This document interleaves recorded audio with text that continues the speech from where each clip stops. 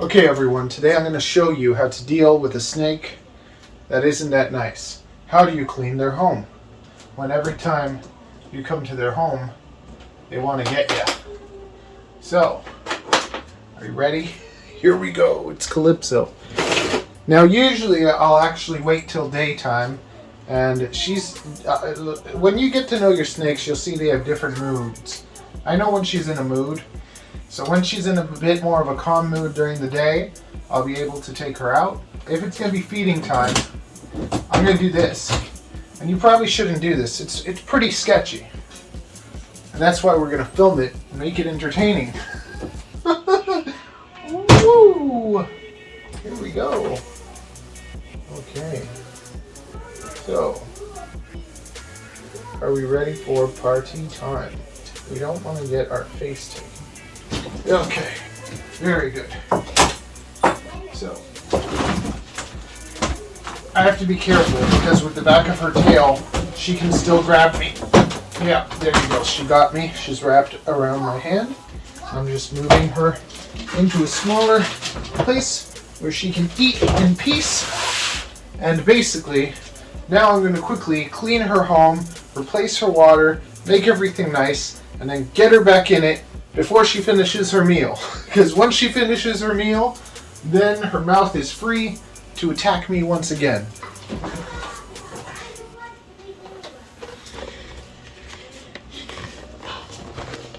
Even feeding with these tiny tongs, that was not really that safe, but when you've spent... You have to understand, I've spent a decade around snakes every single day. There's a guy named David's Feed, and he'll fully handle poisonous cobras.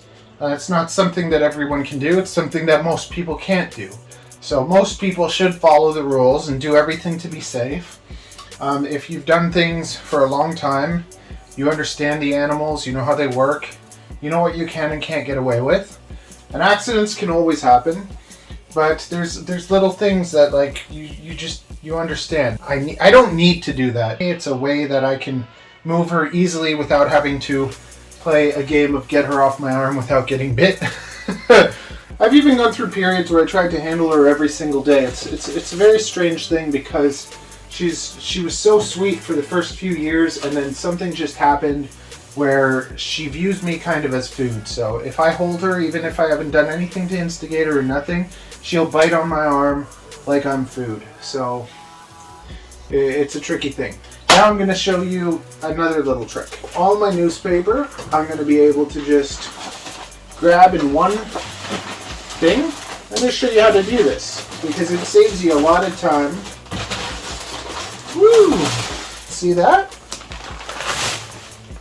Being able to have the whole thing basically clean in one thing. I just gotta give it a nice wipe down, but there's no crap in the corners or anything. Now we're gonna put some more newspaper. I'm gonna show you my little newspaper trick. As a beginner with snakes, I really don't think anyone should be using substrate. I think you should use cardboard if you want to be fancy. Get some corrugated cardboard. If you want to give them something to make their house more naturalistic or enjoy seeing more behavior out of them, you can install perches. So like get dongles, get bamboo, make perches for your snakes. It's one of my new goals. I'm going to have perches in all my snake homes. I actually probably won't have a perch inside Calypso's home, because if I was to put a perch in Calypso's home and she was to use it and then I feed her, what'll end up happening is she might take the food, latch onto a perch, and then I won't be able to move her. I like to do 3 newspapers, and I grab them and I fold like this. So see, I fold it up and I put it here and I have it folded up on the side. And then I take another 3 newspapers. This is only 2 or 1, of course. I'm trying to make a video. You get 1 newspaper at a time. But we're going to take 3 newspapers. I find that's the perfect amount. Don't be cheap with newspaper. It's free anyways, so. Okay. So see, I overlap. 3, 3, 3, 3, 3, 3. But, I'll show you another trick. Because right now we're rich with newspaper. And because we're rich with newspaper, we can afford to use, is that 18? No, 3, 6. 6 and 6 is 12. Plus 6. Yeah, we're using 18 pieces of newspaper. That's luxury, okay? That's luxury for our animals. So let's say you're not as rich on newspaper. So what you can do is you can take 2 newspapers. I'm going to show you a trick, okay? If you take 1 newspaper, fold it in half, and then put the other newspaper on top of it. See this? Like this?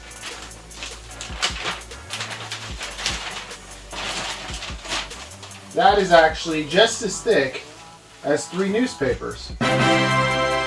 Isn't that amazing? What are you waiting for? Do it! Just do it! Yes, you can!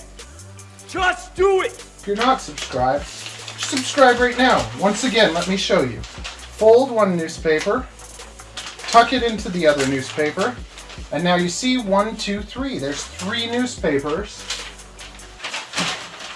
You saved yourself a whole extra 1, 2, 3, 4, 5. That would be 6 less newspapers that you would need. See that? And see how they're all, so they're folded, overlapping, folded, overlapping. So she's got something to hide on the hot side. She's got something to hide on the cooler side, and she can also climb on top of these things too. So she still is able to climb and go up and down and stuff. Okay, so now we're gonna find out if she has finished eating her meal or if she's still working on it. Because if she's still working on it,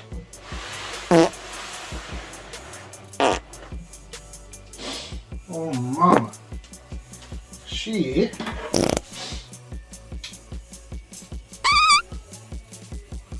woo.